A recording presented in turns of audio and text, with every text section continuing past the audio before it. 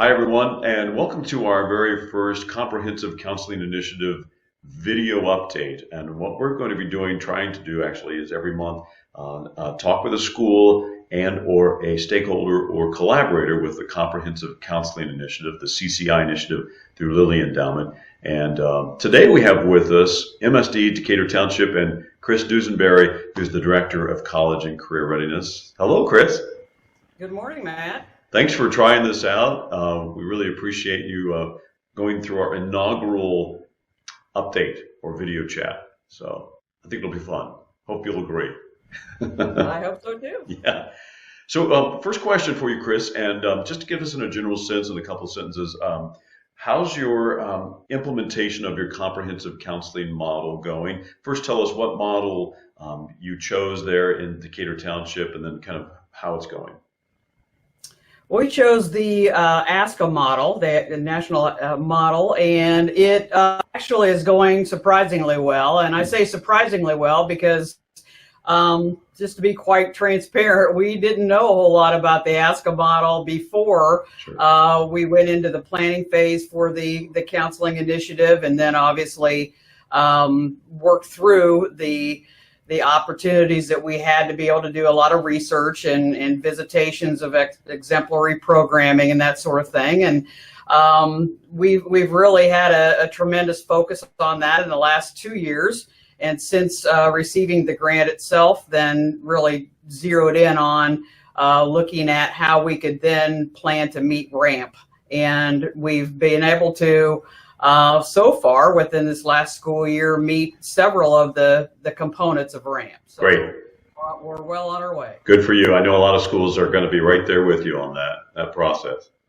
So tell us about one of your goals and or strategies and activities that you're implementing, and something that you're really excited about and how it's going so far.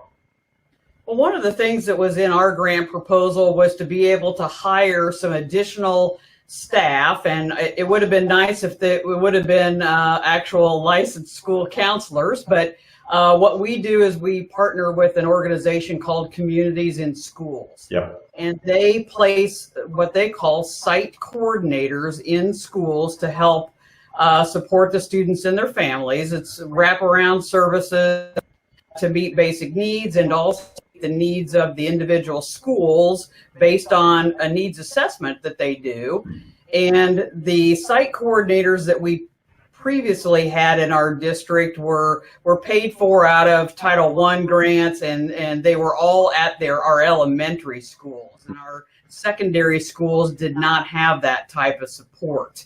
And just also, I'll add that we don't have elementary school counselors. So those people really filled a tremendous gap that was there. So we knew the value that CIS could provide for our school system. So part of our grant, we wrote in the hiring of 4 additional site coordinators. So a huge chunk of our grant was really focused on being able to bring those personnel into our secondary schools, which is Decatur Central High School, Decatur Township School for Excellence, and Decatur Middle School. And we were able to place those site coordinators in those buildings, and they've been a tremendous support, being able to help with, particularly with attendance issues and various other when I say basic needs, I mean really basic needs of families, making sure that they have food and clothing and shelter and, those types of things to make sure that the student is well ready to be able to come to school and learn. So share with us a story that's maybe a little more specific, something that's really been successful, if you have one that you could share with us. Well, when it comes to the specific stories, I don't know that I would be able just to pull one out. Sure. I do know that there have been some significant impacts made by the CIS folks. I know that when students are in need, they know who to go to be able to seek some assistance.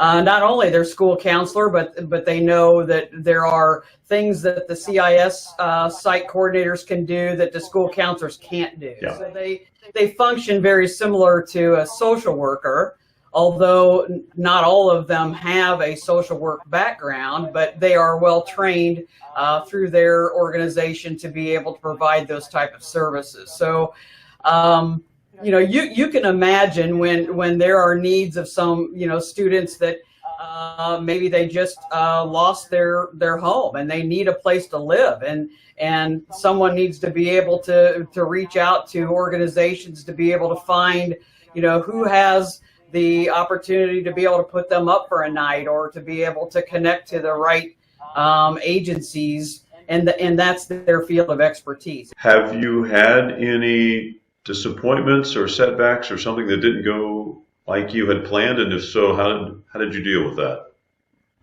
Well, I was just discussing that with Kelly the other day, actually, that one of the setbacks that we've had really centered around being able to train the administrators on the ASCA model. Mm-hmm.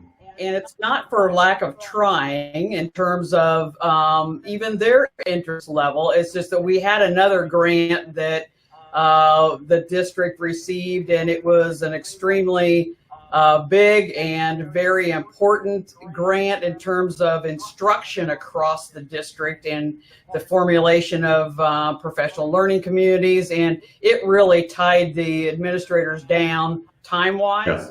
And we just did not have the opportunity like we thought we were going to throughout this school year to be able to organize and implement the type of professional development for the ASCA model, particularly for the administrators across the secondary level. And then really the second thing I shared with Kelly was that we also had another strategy in our grant that was for the National Freshman Success Institute, and be able to create a program within our district to be able to support ninth graders, and also the incoming ninth graders. And one of the incoming ninth grader strategies was to be able to host a bridge program in the summer to be able to kind of make sure that we supported those students who were at risk or potentially lacking the success going into high school, and making sure that we gave them a boost and a good foundation to get into high school. And we had to put that on hold this summer. One of the things that we wanted to do was to train the staff adequately, get total buy-in from them, that they would be working with these ninth graders who were struggling. And everybody knows that struggling ninth graders are not the prime population for people to be drawn to work with. We do have plans, and this was always in the plans, but the timing just didn't match up as well as we wanted to. The plan is to send the ninth grade teachers that have been targeted to the National Freshman Success Institute, which actually starts at the end of July. So there's 3 different sessions. So they'll be trained starting at the end of this summer, go throughout the school year next year, be able to learn how to gather data, to be able to look at strategies of implementation with eighth graders.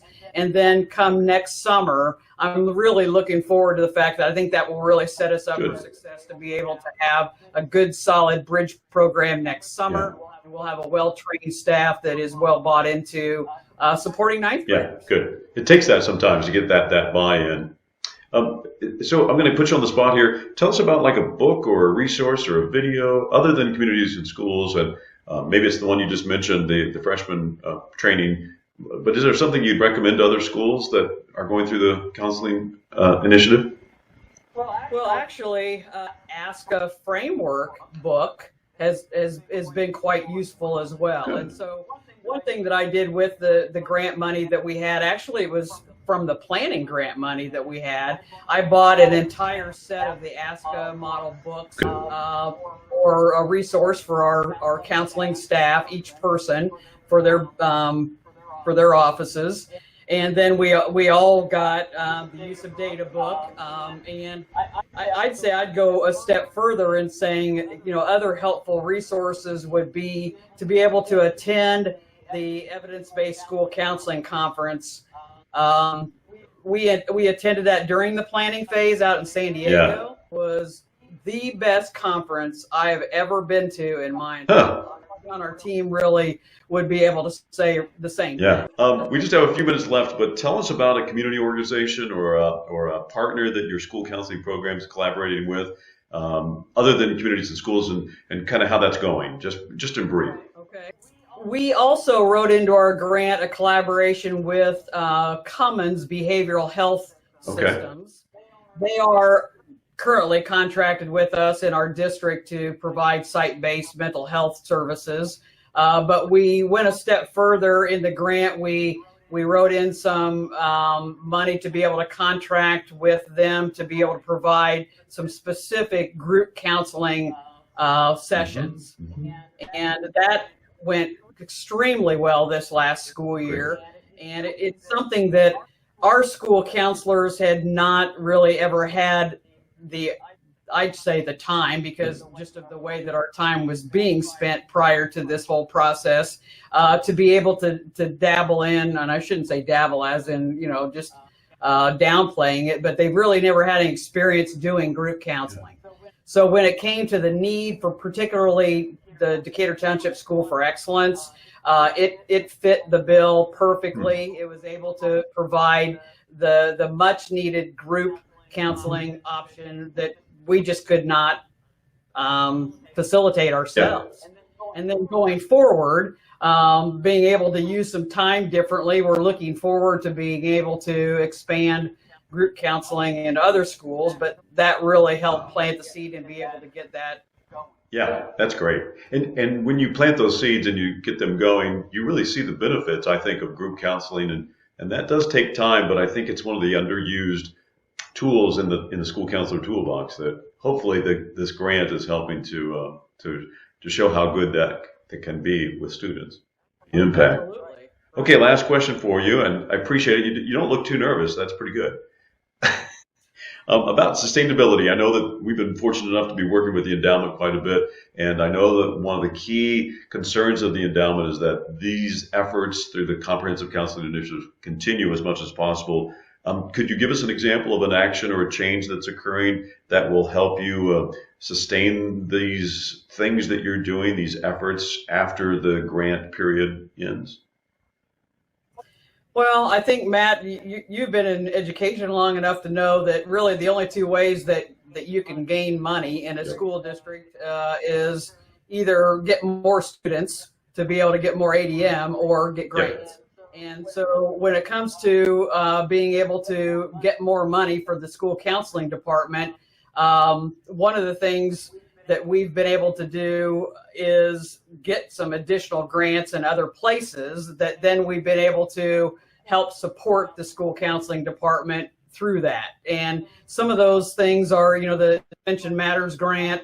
It wasn't designed specifically for school counseling, but it is supporting school counseling by being able to serve social emotional needs for our district. So that's one thing that it wasn't part of our sustainability plan, because obviously you can't depend on grants for sustainability.